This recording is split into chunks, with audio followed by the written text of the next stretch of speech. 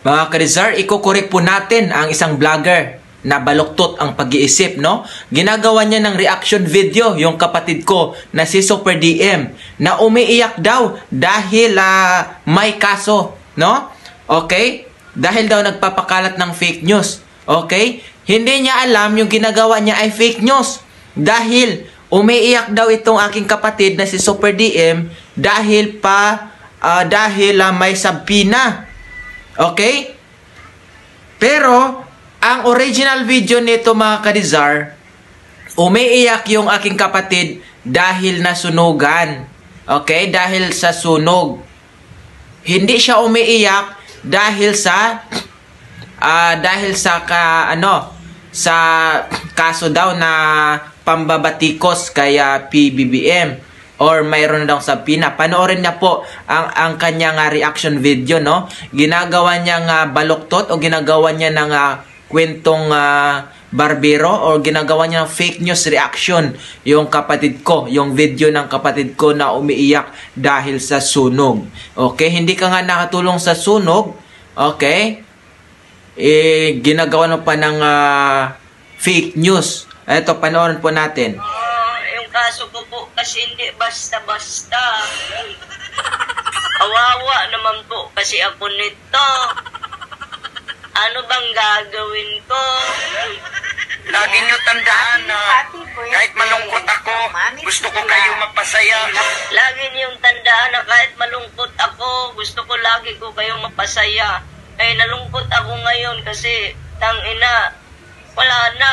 First time ko magkakaso. Paano na ito? O diba? Ginagawa niya ng baluktot, ginagawa ng fake news ang aking kapatid. Okay? Pero ang original content nito, original video ng kapatid ko, umiiyak siya dahil nasunugan. Pero ngayon ginagawa niya ng maling reaction. Okay, siguro wala nang maisip na reaction to, wala nang maisip na content na maganda dahil kitang-kita naman sa pagmumuka na napakabubo ng utak. Oo. Umaasa lang to sa bigay ng mga bigay ng amo niya. Ayan, panoorin natin. Makata daw siya, Makata. Pero kung titingnan mo, hindi naman siya Makata eh. Bakit? May Makata bang pag papanoorin mo yung video, may mga cut? Diba? Ang totoong Makata, pag nagsalita yan, walang cut yung video. Diba? Edited. May cut. Magsasalita, lutang muna, loading utak, and then tuloy. Okay, bago ka bago ka manaway, no? Siguraduhin mo munang may may laman din yung yung video mo. Okay? Puro ka lang reaction eh, wala namang kwenta yung video mo, wala ka nga sarili mong video eh. Okay, puro lang paninira yung alam mo sa video mo. Okay, lahat ng video mo walang kwenta, walang mapupulot na aral. Okay, tuloy tayo. Kakat niya yung naglululoading. Yung gumaya sa amin dito. May cut na yung aming mga video. Wala! Kasi, di ba? Hindi loading yung utak namin. Pinatawag mo yung sarili mong Makata, pero okay nang ina. Loading ka? Uy, ballpoint man, ba't mo pinapakialaman yung diskarte niya? Pati yung yung kanyang diskarte niya sa buhay. Siyempre, tinatawag siyang Makata eh. Grabe. Inggit na inggit talaga to si Ballpoint. Ano tong page niya? Ballpoint man. Inggit na inggit talaga to kay Super DM. Grabe. Grabe ang paninira. Hindi lang siya naninira kaya Vice Presidente. Hindi lang siya naninirang puri sa mga Duterte. Okay? Dahil sa pira. Gusto niya pira. Naninira siya ng buhay, ng may buhay, ng may katungkulan sa gobyerno. Okay? Sinisira niya yung mga Duterte dahil meron siyang amo na nagbibigay ng pira. Okay? Yan po mga ka-Rizar yung kanyang inggit, no? Sa Makata ng bayan na si Super DM. Inggit na inggit yan, si Ballpoint Pen. Ayan. Mayroon siyang mga video dito, no? Ayan, Papagahasa pa daw si Mima Alicia sa mga adik. Yan ba yung klase? Yan ba yung diskarte mo para mapasaya yung mga tanga mong nanunood sa'yo? Yan ba? Yan ba yung Oh, ginagawa na naman ng baluktot nitong ano, nung baluktot ng utak, baluktot lahat ng mga reaction niya. Tapos si ballpoint pen, si ballpoint, anong pangalan to? Ballpen na yan. Nanalait pa kay Super DM. Okay? Nanlait siya kay Super DM na dihamak na mas gwapo. Okay, na mas gwapo pa sa kanya. Okay, nilalait niya si Super DM pero hindi naman tumingin sa kanyang pagmumukha. Tuloy tayo. Ballpoint man, ba't mo pinapakialaman yung diskarte niya? Pati yung yung kanyang diskarte niya sa buhay. Siyempre, tinatawag siyang Makatay. Namimersunal ka, ballpoint man. Hindi ako namimersunal. Parang ganun nga lang. Kahit marami akong problema, Kahit marami akong problema, wala akong pang ng abogado ngayon, pambayad. Problema ko talaga yan ngayon. Laki ng problema ko yun ngayon. Kasi noon, hindi ako nakasuhan ni Rapi Tulfo, pero dito kay Mima Alicia, putang ina, may kaso na ako. Yan yung isa sa problema ko.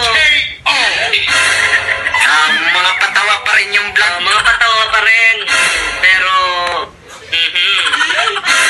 at nalungkot ka. Kung maraming salamat mga ka-over, alam ko na matagal ko na rin kayong napasaya.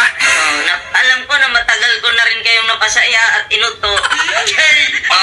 At tinuruan ng kasamaan, paano manglait, diba? Paano baboy ng babae, na wala namang kasalanan, diba? Papagahasa pa daw si Mima Alicia sa sa mga adik. Yan ba yung klase? Yan ba yung diskarte mo para mapasaya yung mga tanga mong nanunood sa'yo? Yan ba? Yan ba yung pamamaraan mong kupal ka? Tanga-tanga ka. Gusto mo? Maraming salamat sa inyong suporta. Agoy, umiyak. Kawawa naman.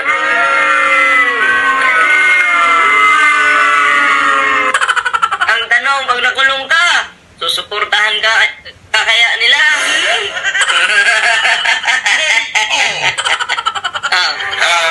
Siyempre, pag maghihiring yan, halimbawa, nasa Visayas ka o Mindanao, Forward natin mga kadisar. Ito nakasakay ng barko, aeroplan. Kupal-kupal ka. Mamimiss ko kayo mga... Mamimiss mo talaga. Kasi hindi ka pwede mag-vlog dun sa kulungan. Kupal ka. Nimal ka.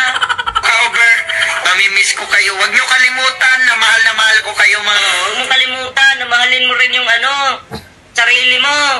Tanga. Paano yan? Mahal mo sila. Ikaw, mahal ka ba nila? Bobo ka rin eh. Pag nakulong ka, mamahalin ka ba ng mga yan? Pupuntahan ka ba? Hindi. Pakisa'yo ng mga yan. Bobo ka. Mga ka-over, mahal ko kayo mga ka-over. Huwag nyo kalimutan yun. Huwag niyong kalimutan. Pag nakulong ka, limot na. Tanga-tanga. Kahit hindi nyo na ako napapanood. Ayan grabe to si ballpoint pen talaga, no? Fake news din talaga to eh. Oo, fake news. Sana, hindi, nakikita ka pa namin, no? May kambing palang vlogger ngayon. Okay nang ina mo ka?